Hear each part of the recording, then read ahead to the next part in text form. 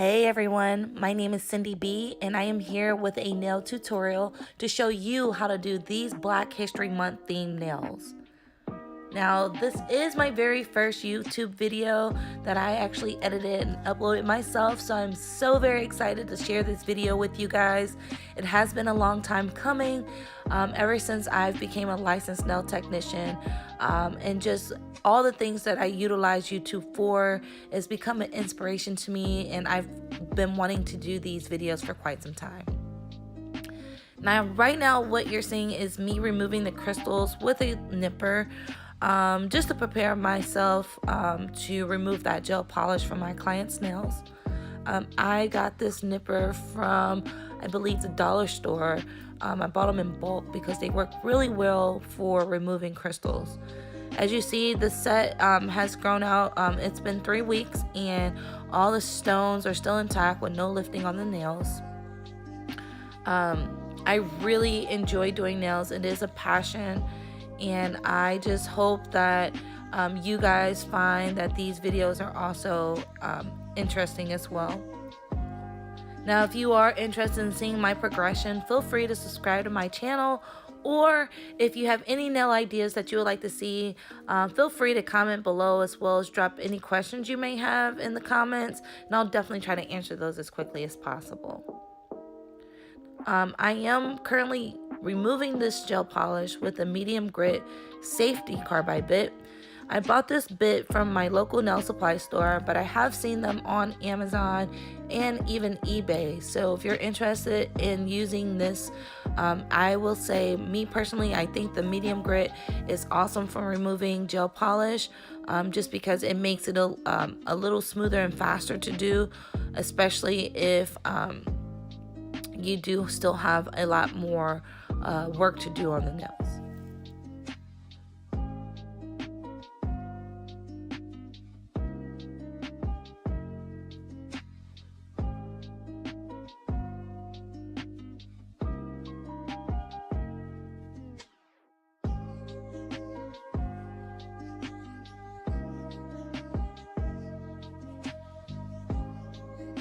The electric valve that I'm using is from Koopa, and it's called a Mani Passport Pro. I really like it. I don't have anything negative to say about this e-valve. It's quiet, it has very low vibrations, and I mean, honestly, compared to the first one that I've ever had, this e-valve is like butter. I know it was a little pricey, but I felt like it was worth every penny.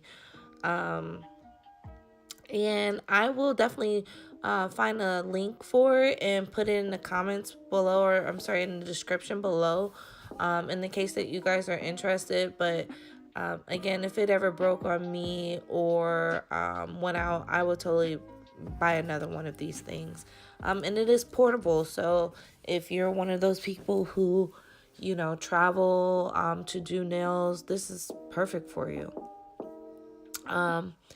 And that box that you see underneath our hands is a nail dust collector. Since most of my clients prefer gel polish, the removal process can be just a bit dusty, and I just needed something to suck down the dust from like flying everywhere. So I found this thing on Amazon. I believe the maker of this is McCart, and I believe it was like 50 or 60 bucks, but again, it was definitely worth the money. The one I had before was just like a fan, and you put a bag over like the fan, and it's supposed to suck the nail dust down, but it really made more of a mess than it helped. So this thing really sucks it down, comes with the filter. And I do like it. Again, this is not a review for them. They didn't pay me to do this review. This is just something that I found that I like and that I would totally recommend.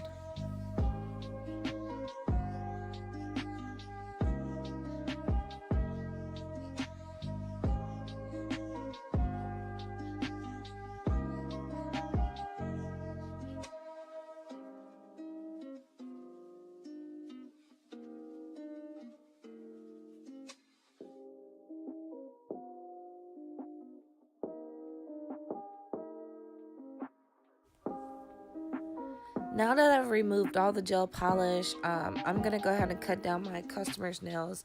She said that they have gotten a little bit too long for her liking, so I'm just taking a medium taper bit to cut down her nails. And I love this taper bit. Here in the store that I buy these at, they actually refer to this as a 3-in-1. The reason why is because the barrel is not only tapered, but it also has 3 different grits in it. So it has a fine, a medium, and then a little bit of a coarser one. And as the smaller part of the taper barrel would be the fine part, and as it gets wider, it gets more coarse.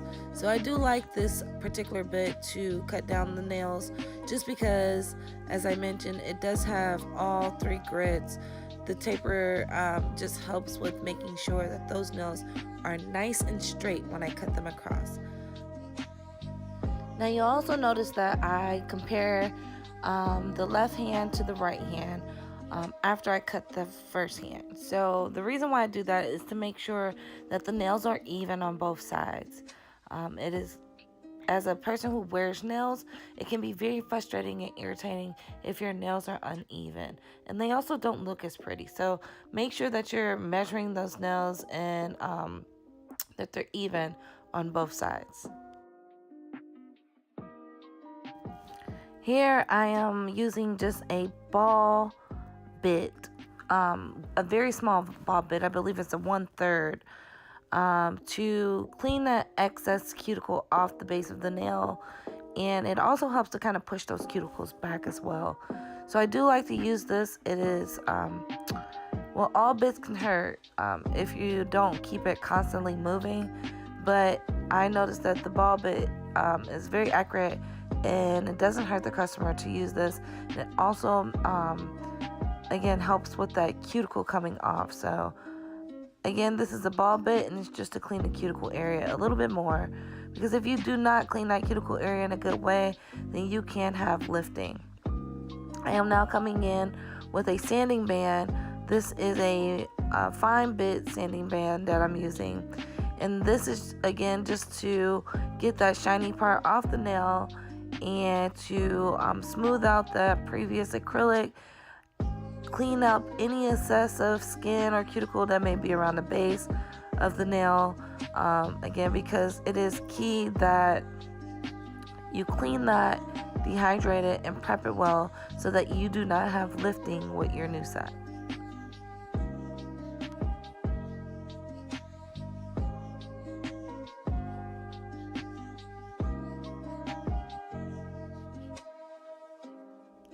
Now, once I have all the nails prepped, I'll go in with this brush with some 100% alcohol and just clean it. This gets off any oils or debris that may be on that nail. And I just get rid of any excess dust so that it's not in our way. Here I'm now applying Bondex by OBI. Now, typically if you use 100% alcohol, you do not need to do this step. However, I am very anal, and I want to make sure that my customer nails does not lift, especially because she does a lot of typing, and I do not want her to have any issues. So I went ahead and dehydrated the nail once again. I am now going in with my primer. My primer is today's Miracle brand. I absolutely love this primer. It gets rid of any lines, so that acrylic always looks brand new, doesn't have those lines. And then it is very adhesive, so I do like this. I also buy this at my local nail supply store, but I have seen this on Amazon. So again, it's called Today's Miracle.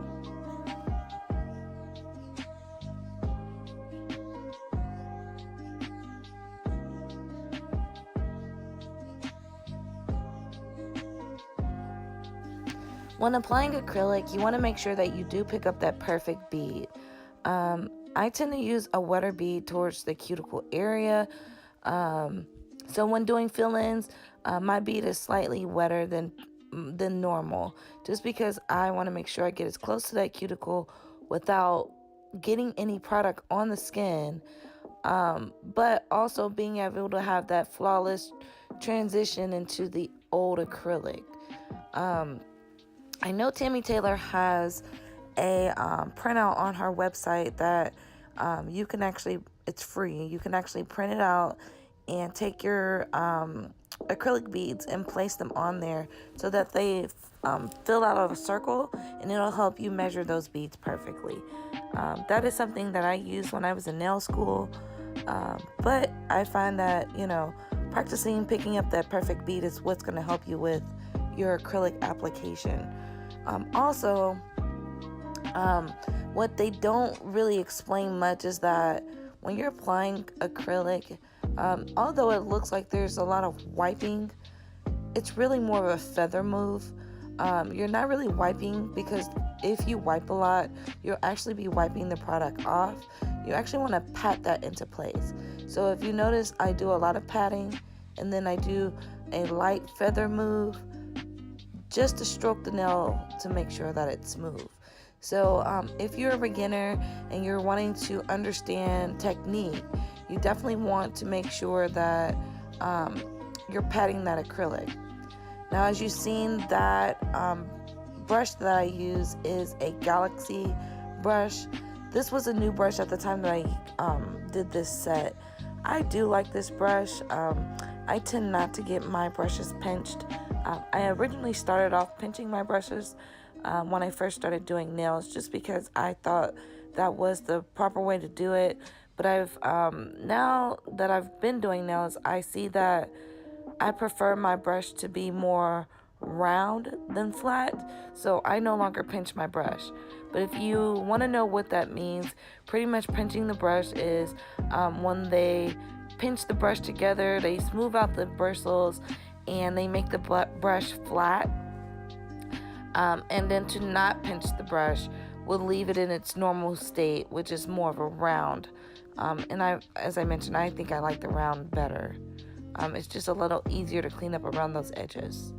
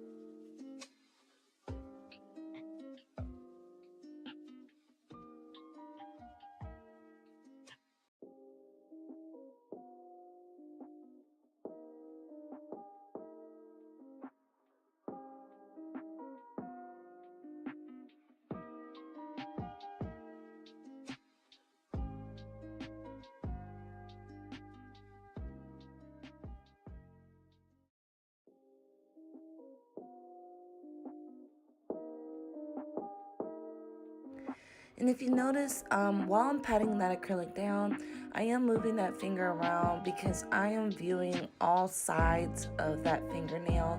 I want to make sure that it's smooth, that it's not lumpy, because, you know, foundation is key. And if you find yourself making it lumpy, it is okay, because if you have an e-file, you'll be able to just file that smooth, but it does take a little bit more work. So if you want to do less filing at the end, just make sure that your acrylic application is nice and smooth, and you don't have to rush this. So I'll go ahead and finish this fill-in, and I'll be back.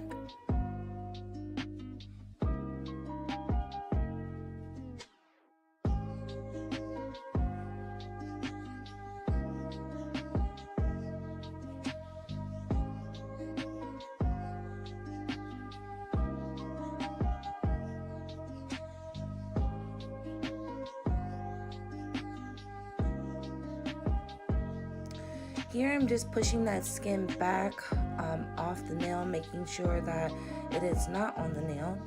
And I'm going to side from from sidewall to sidewall. Since I did do a cut down, we did lose a little bit of the shape. So I am just going in and cleaning that shape up, which is what you would typically do after any acrylic application. When laying acrylic, you can sometimes lose your shape, and this is just to bring it back. You want to make sure on this part that you're not over filing, because if you over file, what can happen is that the shape is just not as pretty, and there's really no coming back from that. So just be careful. So you'll see me go back and forth from each side to make sure each side is even, so that I'm not having one side over filed.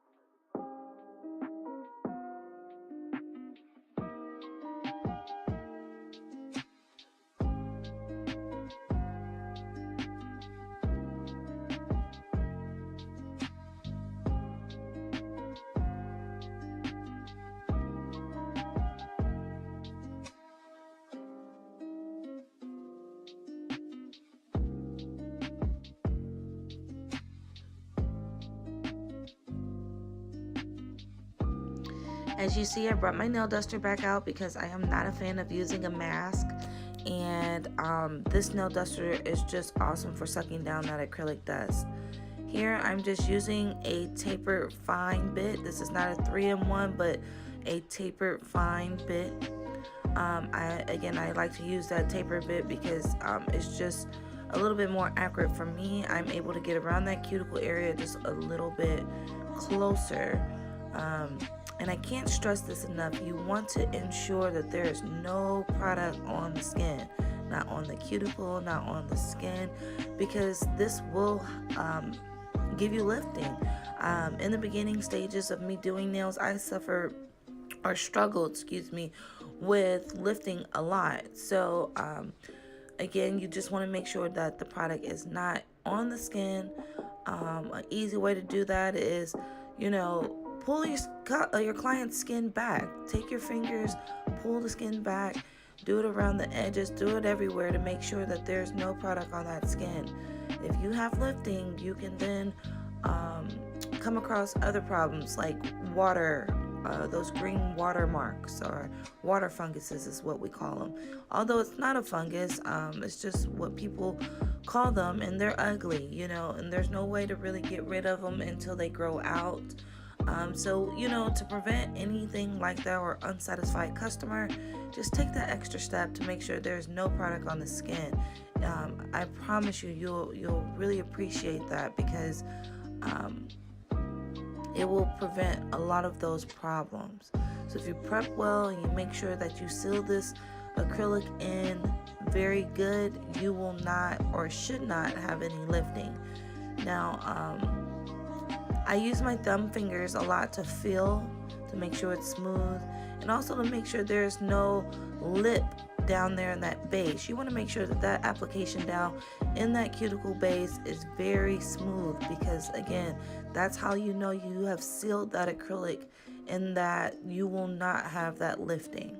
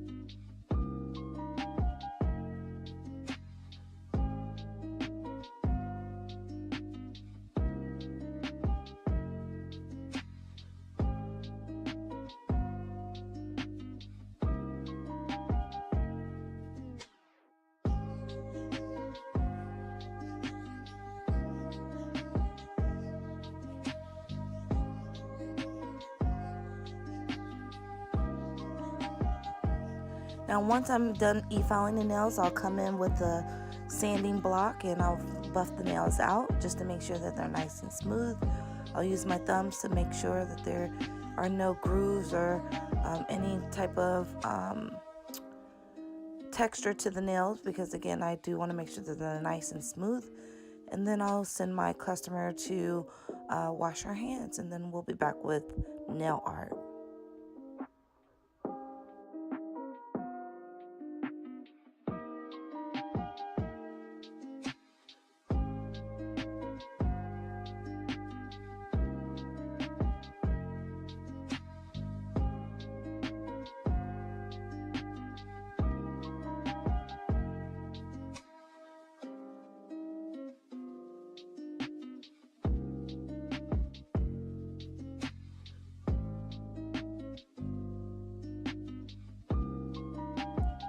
Now I'm coming in with a makeup sponge with orange and yellow to create that ombre effect. You can buy these makeup sponges at the Dollar Tree. They're $1 a pack. And then I use this, it's actually a French tip brush, but you can use any small brush. I just like it because it's round. It helps me get around those edges a little better. But again, I'm going in with this makeup brush to create that ombre effect. I will put as many coats as possible or as needed on the nail to get it to the pigment that I want. So you'll see me do that a couple of times here. I do try to make sure I clean up after every time, because if you don't, then it just causes more work to try to remove that polish from the skin. And I do want to fair warn you guys, you will see my hair go into frame sometimes. I try to cut out most of it in the editing. It's because I didn't realize that my hair was in front of the camera when I would bend down to get a closer look at the nail. So I do apologize for that ahead of time. Also, I don't have the name of these polishes. It wasn't something I was thinking about when I recorded, but I will be sure to have those names for our next video.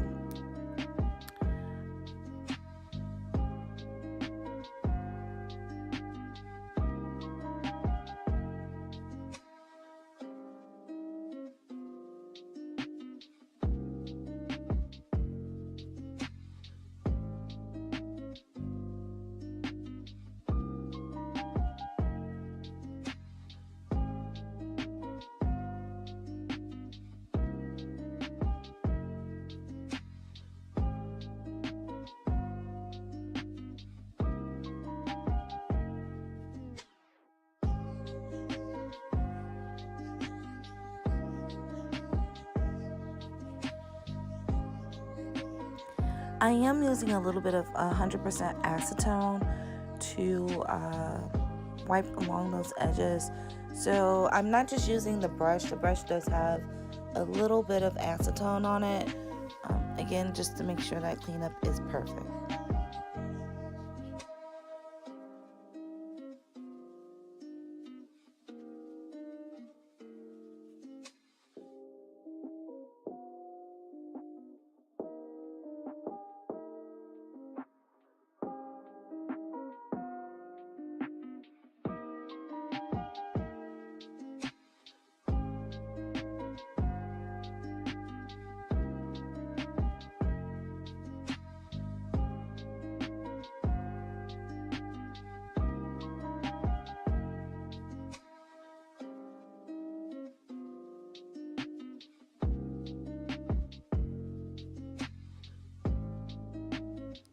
Whenever I'm polishing the nails, I do always make sure that I put 2 coats on. That's with regular polish or even with gel polish. I just always do 2 coats. I like the pigment better, and I just think that it is an effective way of polishing. Really, the rest of the video, I'm not gonna talk you guys to death. It's more of a visual, so I'll be back once I get some of this nail art on.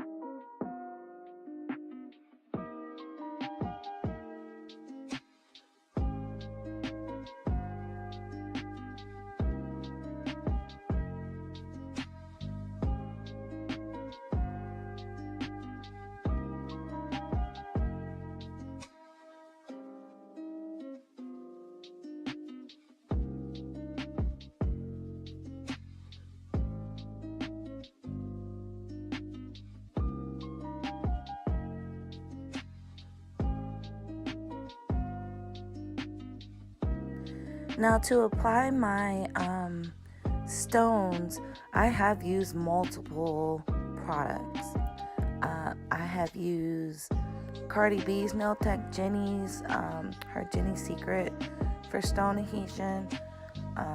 In my opinion, I feel like I can just buy glue resin with the activator for $8 at Sally's instead of paying the $25 for her product, because it is pretty much the same thing. You can even buy me a secret version of the gel resin and activator for a lot less. So if you were interested in it, please just keep in mind that it's just really gel resin with an activator spray. They don't use a spray, they just let you brush it on, but you'll save money if you just buy regular gel resin. I have found the most effective one I use the most is gummy jelly. It is a brand. Gummy jelly comes, it's about $10 for a little jar, and then you spend $10 for a no wipe top coat that goes with it. And I have no problems with this product. I love it to death. So much so that I've kind of found a concoction that I've made that is a lot similar. So instead of spending $20 on the product, I have now found a way to make it a little cheaper, and it is my little concoction, I'll say. I'm not selling it at the moment. It's just something that I've come up with. But if I get a lot of people inquiring about it, maybe I'll consider in the future.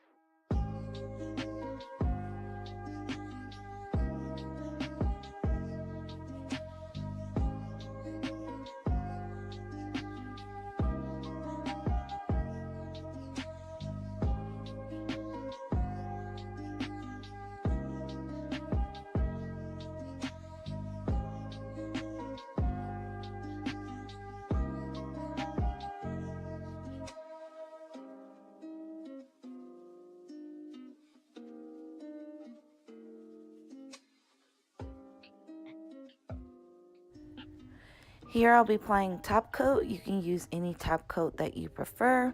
After my client cures, I'll be applying cuticle oil, which brings us to the end of our video. And I want to thank you so much for taking the time to watch my video. I do plan to upload more content. If you want to see more from me, please make sure that you like and subscribe.